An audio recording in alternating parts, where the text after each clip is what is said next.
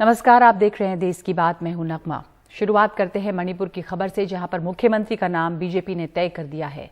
N Biren Singh Manipur में लगातार दूसरी बार मुख्यमंत्री होंगे। उन्हें आज केंद्रीय पर्यवेक्षकों की मौजूदगी में हुई बैठक में बीजेपी विधायक दल का सर्वसम्मति से नेता चुना गया। बीजेपी विधायक दल की बैठक के बाद निर्मला सीतारमण ने मुख्यमंत्री पद के लिए बीरेन सिंह के नाम का ऐलान किया। सेंट्रल ऑब्जर्वर के रूप में निर्मला सीतारमण और किरण रिजिजू ने सभी 32 विधायकों के साथ बैठक की। प्रभारी मंत्री भूपेंद्र यादव और संबित पात्रा भी बैठक में मौजूद थे। इससे पहले कल केंद्रीय नेतृत्व से बीरेन सिंह और विश्वजीत सिंह ने मुलाकात की थी और सीएम पद के लिए 3 दावेदारों के नाम चर्चा में थे, जिसमें स्पीकर युमनाम के सिंह का नाम भी शामिल था। श्री बीरेन सिंह जो अभी सिटिंग चीफ मिनिस्टर है, अभी केयरटेकर चीफ मिनिस्टर है, उनको unanimously the newly elected legislative assemblies members have chosen him as the leader of the legislative party of the BJP Manipur Pradesh. हमारे साथ इस समय जुड़ रहे हैं हमारे सहयोगी रतनदीप। एन बीरेन सिंह दोबारा मुख्यमंत्री बने हैं। उनके कार्यकाल की उपलब्धियां क्या रही हैं? जो कई तरह के नाम चल रहे थे, बावजूद इसके वो ही इस रेस में आगे निकले और दोबारा मुख्यमंत्री वो बने हैं। उनके सामने इस दूसरे काल में किस तरह की चुनौतियां भी होंगी? जी हाँ, कुछ देर पहले ये जो केंद्रीय पर्यवेक्षक थे निर्मला सीतारमण, उन्होंने इस बात की घोषणा की और कुछ देर पहले एन बीरेन सिंह और जो 3 केंद्रीय मंत्री अभी इंफॉल में हैं, उन्होंने मणिपुर के राज्यपाल ला गणेशन के पास वो जाके उन्होंने जो नई सरकार बनाने की जो अर्जी है वो पेश की है। और इसके साथ ही अब नए सरकार बनाने की प्रक्रिया अब मणिपुर पे शुरू हो गई है। और एन बीरेन सिंह जो कि एक समय बीएसएफ के फुटबॉलर थे और नेशनल लेवल पे फुटबॉल खेलते थे, उनको गोल स्कोर करने की आदत है और उन्होंने फिर से गोल दागा है। इस बार चुनाव जीतने के बाद बाकी जो कंटेंडर थे उनके आगे रेस में निकल के उन्होंने गोल ये दागा है। और मगर इस बार जो चुनाव रही मणिपुर में, जिसमें कि बीजेपी के 32 विधायक चुन के आए। 2012 के बाद पहली बार किसी पॉलिटिकल पार्टी को मणिपुर में एक मैंडेट मिला, एक मेजॉरिटी मिला, क्योंकि मणिपुर में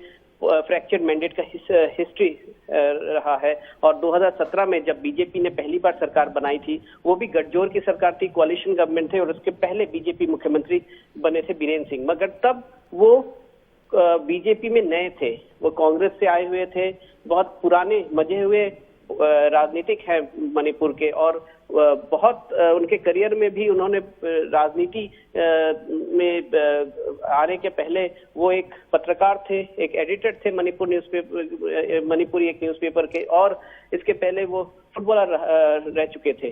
तो बहुत सारे उपलब्धियां हैं उनके करियर में। और उनके जो 5 साल का कार्यकाल रहा मुख्यमंत्री के तौर पे, यहाँ पे भी कुछ उपलब्धियां रही, जहाँ पे कि जो मणिपुर में एक समय ऐसा था जब बंद और ब्लॉकेज बहुत ज्यादा हुआ करते थे, तो अभी बंद और ब्लॉकेज बहुत कम हो गए हैं। इसके साथ इंसर्जेंसी भी अभी घटती दिख रही है। और ये जो सस्टेन पीस है, इसके बलबूते के ऊपर ही बीजेपी ने अपनी कैंपेन की थी मणिपुर में।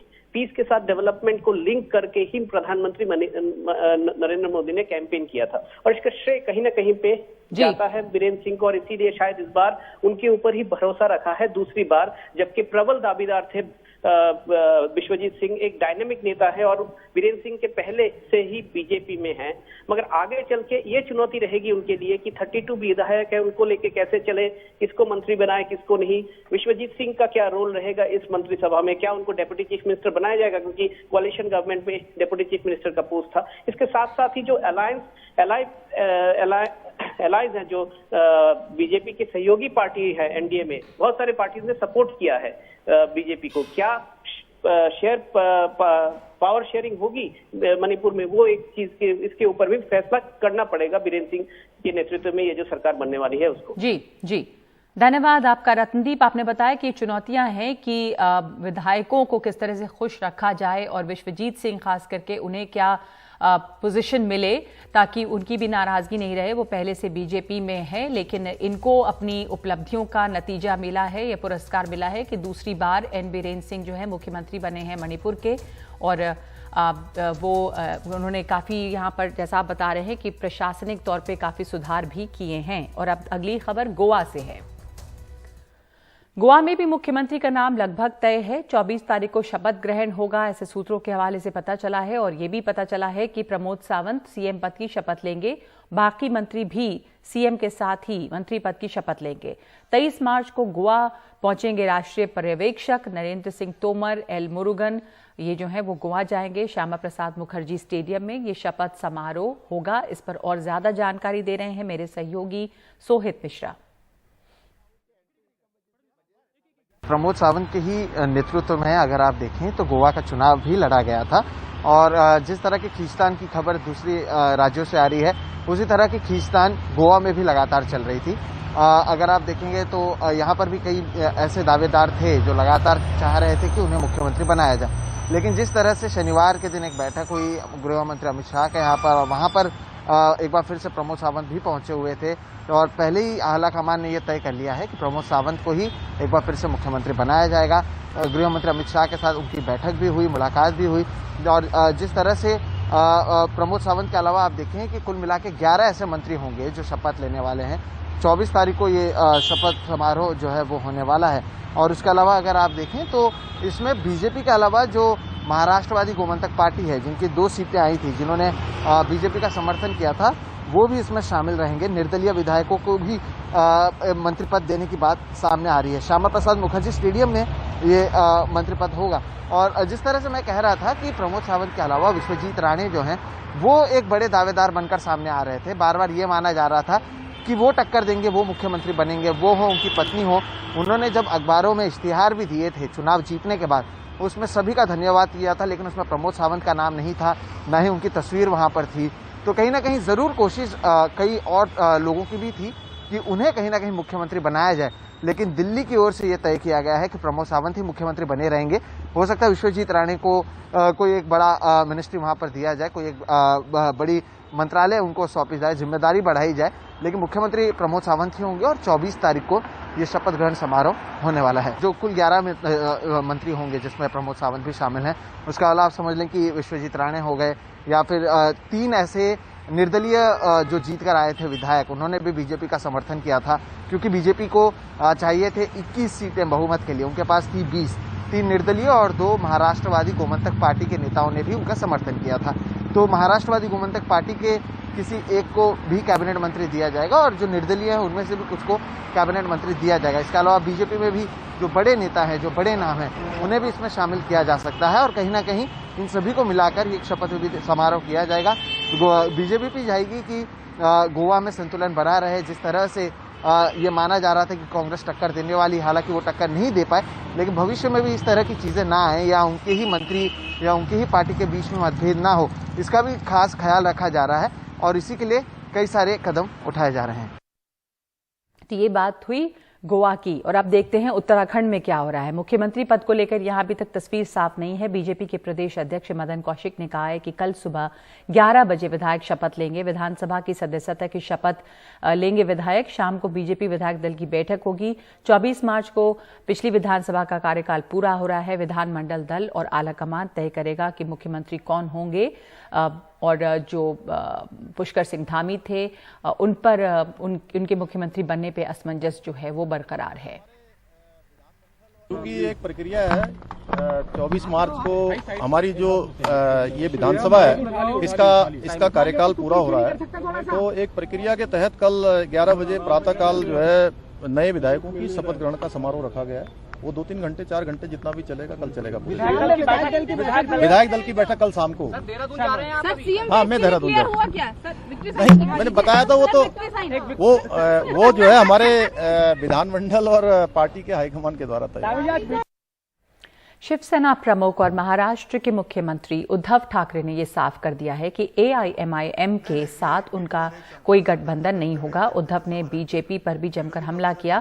जिला प्रमुखों की बैठक में उद्धव ठाकरे ने ऐलान किया है, हम हिंदू हैं और मरने तक हिंदू रहेंगे।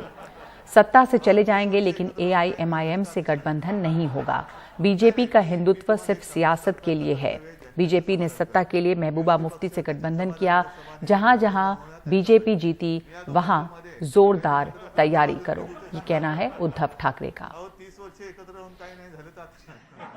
मुख्यमंत्री जी ने आज स्पष्ट कहा है कि शिवसेना एक कट्टर हिंदुत्ववादी पार्टी है और रहेगी। शिवसेना हिंदुत्व से कभी भी इस प्रकार की तड़जोड़ नहीं करेगी।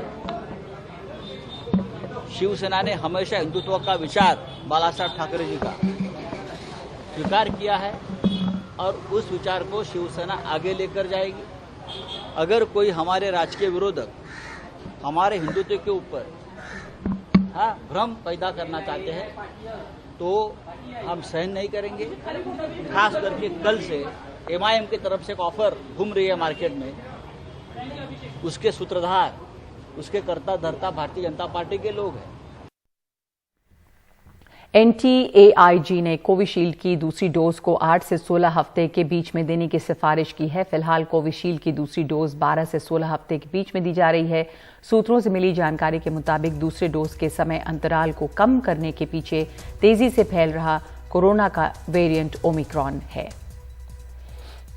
हमारे साथ जुड़ रहे हैं परिमल, ये जो 2 डोजेस के बीच में जितना पहले अंतराल होता था उसको अब कितना कम किए जाने की सिफारिश है? वैसे अगर भारत में देखें तो अभी कोविड के मामले कम हैं, लेकिन आस पड़ोस के देशों में खास करके कोरिया और जो साउथ ईस्ट एशिया है या चीन है, वहां पे मामले काफी तेजी से एक वेरिएंट के भी फैले हैं।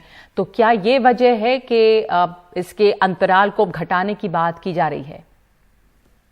3 चीजें हम समझ सकते हैं इसमें। पहली चीज तो ये कि भले मामले कम हों, लेकिन इसके बावजूद हेल्थ मिनिस्ट्री में करीब 2 दिन पहले एक लंबी मीटिंग हुई है और मीटिंग में स्वास्थ्य मंत्री से लेके जितने भी ICMR के जो रिप्रेजेंटेटिव हो या NCDC हो या फिर हेल्थ सेक्रेटरी हो, तो तमाम लोग थे। और ये बड़ी वजह यही थी कि जो साउथ ईस्ट एशिया या यूरोपियन कंट्रीज में जो नया वेरिएंट है कोविड का, उसको लेकर हमारी तैयारी कैसी है, हमें क्या कुछ करना चाहिए, उसको लेकर एक रणनीति तैयार करने की कोशिश हुई है।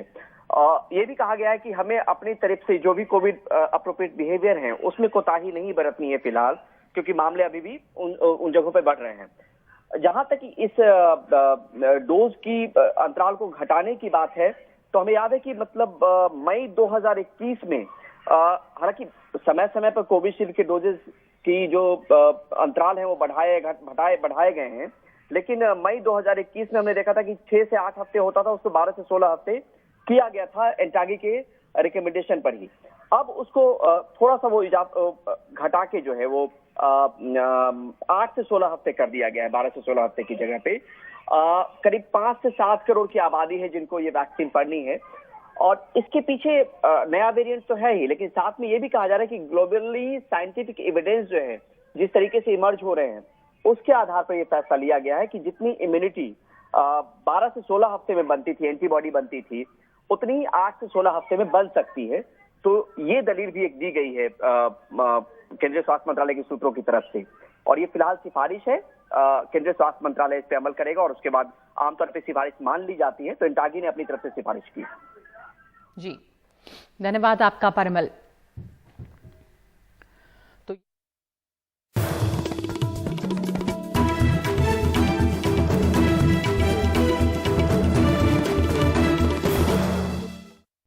इंदौर से खबर है कि BMW गाड़ी चलाने वाले ने यातायात पुलिस पर गार्ड चढ़ाने की कोशिश की है, जिसके बाद पुलिस ने उसके खिलाफ थाने में FIR दर्ज कराई है। पुलिस ने युवक को सीट बेल्ट न लगाने की वजह से रोका था। कार इंदौर के Madhuresh publication private limited company के नाम से रजिस्टर्ड है और 2010 की मॉडल है। इंदौर के पते पर ही दर्ज है ये। अनुराग द्वारी मेरे साथ इस समय जुड़ रहे हैं, मेरे सहयोगी। अनुराग, ये जो मामला है उसमें किस तरह की जानकारियां सामने आई हैं? ये सीट बेल्ट लगाने यानी कि कुछ अनुशासन फॉलो करने के लिए जब इनको ट्रैफिक पुलिस ने कहा तो क्या किया चालक ने? जी, ये जो गाड़ी है नगमा, ये इंदौर में रजिस्टर्ड है। ये वाकया भोपाल के TP नगर इलाके का है, जहां पर एपेक्स बैंक चौराहे पर ये जो शख्स था ये अपने BMW से जब आया तो सीट बेल्ट न लगाने की वजह से पुलिस वालों ने इसे रोकने की कोशिश की। वीडियो में देखा जा सकता है कि जब वहां पर कुछ राहगीर भी खड़े हैं और कार का जो अगला पहिया है वो ट्रैफिक पुलिस का जो वहां पर कांस्टेबल तैनात था उसके जूते पर चढ़ गया, तभी वहां पर एक असिस्टेंट सब इंस्पेक्टर और 2 पुलिस आरक्षकों ने मिलकर कार को रोकने की कोशिश की, लेकिन वो नाकाम रहे। वो शख्स रुका नहीं और चला गया। इससे पहले भी एक और वीडियो है जिसमें वो काफी तेज आवाज में इन पुलिस कर्मियों से बातचीत कर रहा है। फिलहाल अभी तक इस मामले में कोई FIR दर्ज नहीं की गई है। ये जो कार है वो मधुरेश पब्लिकेशंस के नाम पर इंदौर में रजिस्टर्ड है। आशुतोष गुप्ता कोई शख्स है जो इसके मालिक बताए जा रहे हैं, हालांकि हम इस बात की पुष्टि नहीं कर सकते कि उस वक्त यही शख्स गाड़ी चला रहे थे या नहीं, लेकिन अमूमन जो सड़कों पर जैसे तैनात है ट्रैफिक कांस्टेबल और किसी को अगर नियम का पालन करने की बात कह रहे हैं तो कई जगह ऐसे वाकये देखे गए हैं। अब आप सोचिए, तस्वीरों में साफ दिख रहा है कि पुलिस कांस्टेबल रोकने की कोशिश कर रहा है और वो शख्स गाड़ी बढ़ाता जा रहा है। अगर जरा सा भी एक्सीलरेटर पर पैर और जाता तो कोई बड़ी अनहोनी या कोई बड़ा हादसा भी हो सकता था। नगमा जी, काफी बड़ी अनहोनी जो है वो एक तरह से टली, और आप कह रहे हैं अनुराग कि अभी ये FIR दर्ज नहीं हुई है, और दूसरे की ये हादसा भोपाल का है लेकिन गाड़ी जो है वो रजिस्टर्ड है इंदौर की। तो धन्यवाद आपका अनुराग इस तमाम जानकारी के लिए। ये पुलिस पर कार चढ़ाने की कोशिश की गई है, भोपाल का ये मामला है। बिना सीट बेल्ट लगाए ये युवक गाड़ी चला रहा था BMW कार, और जब उसे सीट बेल्ट के लिए टोका गया तो उसने गाड़ी को सीधे आगे बढ़ा दिया, जैसा कि वीडियो फुटेज में दिख रहा है। बिहार के बेतिया में पुलिस कस्टडी में एक व्यक्ति की मौत हो गई है। इसके बाद वहां पे जबरदस्त हंगामा है और गुस्साई हुई स्थानीय भीड़ ने थाना और पुलिस की गाड़ियों को आग लगा दिया है। पुलिस कर्मियों को पीटा है। स्थानीय लोगों के हमले में एक हवलदार की मौत तक हो गई है और 10 पुलिस वाले घायल हैं। मृतक हवलदार का नाम राम लखन है। कल दोपहर पुलिस एक व्यक्ति को गश्त के दौरान DJ गाने बजाने के आरोप में थाने ले गई थी, जो तेज आवाज में गाने बज रहे थे, जहां उसकी मौत हो गई। यहां परिजनों का आरोप है कि पुलिस ने युवक की पीट कर हत्या कर दी है। हमारे गांव में ठीक है, जो पिकअप पे चला रहे थे वो पिकअप पकड़ के लोग थाना में लिया, थाना में लिया के और मार के थाने में बंदूक के कुंडा से मार के इधर कीजिए कैमरा। दुर्भाग्यपूर्ण है और निंदनीय है, और ये कोई पहली ऐसी घटना नहीं है। इससे पहले भी थाने में जो है पीट करके पुलिस वालों ने कई लोगों को जो है जान से मारने का काम किया, और ये तो पूरी तरीके से प्रशासनिक अराजकता जो है बिहार में फैल चुकी है। बिहार विधानसभा के जो स्पीकर है उनका खुद का आरोप है कि थानेदार नहीं सुनता, कोई कार्रवाई नहीं होती है। तो आप समझ सकते हैं जनप्रतिनिधियों की ये स्थिति है तो और आम आवाम और गरीबों का क्या हालात होंगे बिहार में। अब थाने में इस तरह का काम हुआ है तो इसकी तो जांच होनी ही चाहिए, और जो दोषी हैं उनको कठोर से कठोर जो है वो सजा होनी चाहिए। स्थिति नियंत्रण में है और पुलिस यहाँ कैंप कर रही है। हाँ, एक हवलदार शहीद हो गए हैं, 3 सरकारी गाड़ी जला दिए गए और एक फायर ब्रिगेड की गाड़ी जलाई गई है और एक मालखाना की गाड़ी है और 2 प्राइवेट लोगों की गाड़ी जलाई गई है। सर, पुलिस की पिटाई का मामला मतलब भ्रम फैलाया गया, पुलिस की पिटाई से उसकी मौत हुई। अभी तक जो तथ्य सामने आए उस हिसाब से ये भ्रम है।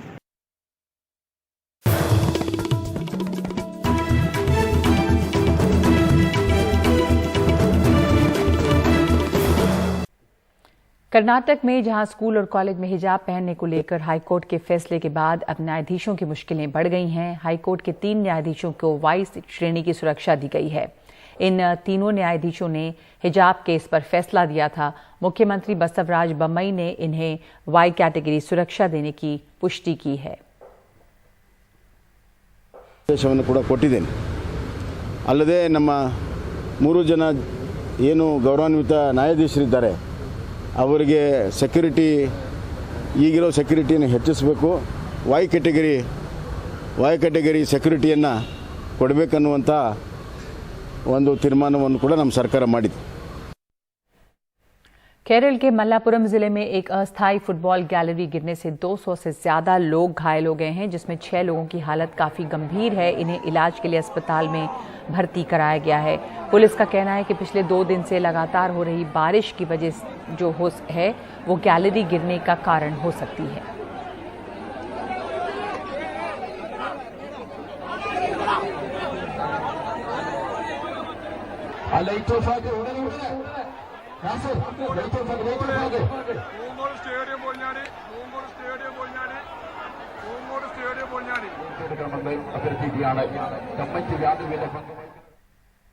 जापान की सुजुकी मोटर कॉरपोरेशन ने गुजरात में 10,445 करोड़ के निवेश का फैसला किया है. दिल्ली में आयोजित भारत जापान आर्थिक मंच पर प्रधानमंत्री नरेंद्र मोदी और जापान के प्रधानमंत्री फुमियो किशिदा की मौजूदगी में सुजुकी और गुजरात सरकार के बीच समझौता हुआ है.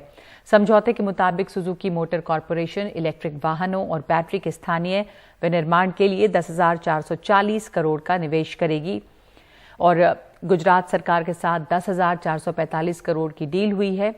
इलेक्ट्रिक वाहन बैटरी बनाने को लेकर डील है. 2026 तक 10,445 करोड़ का निवेश सुजुकी करेगी. भारत जापान आर्थिक मंच पर यह समझौता हुआ है. समझौते के वक्त PM Modi, PM Fumio Kishida मौजूद रहे. आत्मनिर्भर भारत बनने तक मदद करते रहेंगे, ये सुजुकी का कहना है. और इस पर और जानकारी दे रही हैं हमारे सहयोगी साक्षी बजाज. जापान के सुजुकी मोटर कॉरपोरेशन ने कहा है वो 150 बिलियन येन की इन्वेस्टमेंट करेंगे, यानी कि 10,000 करोड़ से भी ज्यादा 2026 तक local manufacturing of battery electric vehicles के लिए और बीईवी बैटरीज के लिए गुजरात में. कंपनी ने memorandum of understanding MOU sign किया है गुजरात गवर्नमेंट के साथ और कंपनी ने MOU दिल्ली में जो इंडिया और जापान इकोनॉमिक फोरम हुआ था उधर ये साइन किया है प्राइम मिनिस्टर मोदी और जापानीज प्राइम मिनिस्टर की मौजूदगी में. जो सुजुकी मोटर कॉरपोरेशन के रिप्रेजेंटेटिव डायरेक्टर हैं उन्होंने ये कहा है कि देखो जो कंपनी है उनका फ्यूचर मिशन है to achieve carbon neutrality with small cars, यानी कि छोटे व्हीकल्स के साथ. लेकिन उन्होंने ये कहा है कि they will continue active investment in India, यानी कि इंडिया में उनकी इन्वेस्टमेंट जारी रहेगी एक्टिव, इंडिया का आत्मनिर्भर भारत ड्रीम रियलाइज करने के लिए.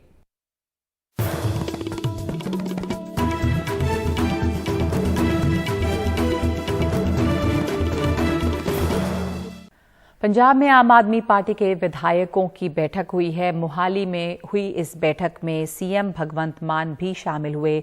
आम आदमी पार्टी के संयोजक अरविंद केजरीवाल ने भी वीडियो कॉन्फ्रेंसिंग के जरिए बैठक में हिस्सा लिया है. 19 मार्च को कैबिनेट विस्तार के बाद मुख्यमंत्री भगवंत मान ने अपनी पहली बैठक में पंजाब को 2,05,000 यानी कि कुल 25,000 माफ कीजिएगा, पंजाब को 25,000 सरकारी नौकरियों की सौगात दी थी. लोगों ने बहुत वड्डा बहुमत दिता है. कई जगह ते आपां तो इलैक्शन कैंपेन लई जाया भी नहीं गया, उत्थों भी मशीनां भर भर के उन्होंने आपां नूं जिताया है. अपना हुण फर्ज यह है कि आपां कोने कोने च जाइए. कई बारी डोर टू डोर करते हुए कई घर रह जाते हैं, पर उत्थे भी मसले हैगे ने, उत्थे दियां भी समस्यावां हैगियां ने. जिथे मसला है, जिथे समस्या है, जिथे कोई मुद्दा है, आपां उत्थे जाना है. मैं उस दिन भी कहा सी जिन्होंने आपू नहीं भी वोटां पाईयां, आपां उन्हां दे भी MLA हैं, उन्हां दी भी सरकार है, उन्हां दे भी मंत्री हैं, उन्हां दे भी मुख्यमंत्री हैं. लोगों को ये लगता था इन लोगों ने दिल्ली में अच्छा काम किया, चलो इनको वोट दो, वोट देंगे तो दिल्ली पंजाब में भी शायद अच्छा काम कर दें. लेकिन पिछले 3 दिनों के अंदर मान साहब आपने जो ऐलान किए और जो काम करके दिखाया है, वो उम्मीद अब धीरे धीरे लोगों की विश्वास में बदलती जा रही है. ये बहुत बड़ा काम है. आपको बहुत बहुत बधाई देता हूं. बहुत शानदार जीत, बहुत शानदार शुरुआत है आपकी. भगवान से प्रार्थना है, वाहिगुरु जी से प्रार्थना है कि आपको इसी तरह से शक्ति दे, ताकत दे और आप इसी लगन के साथ पंजाब की सेवा करते रहें.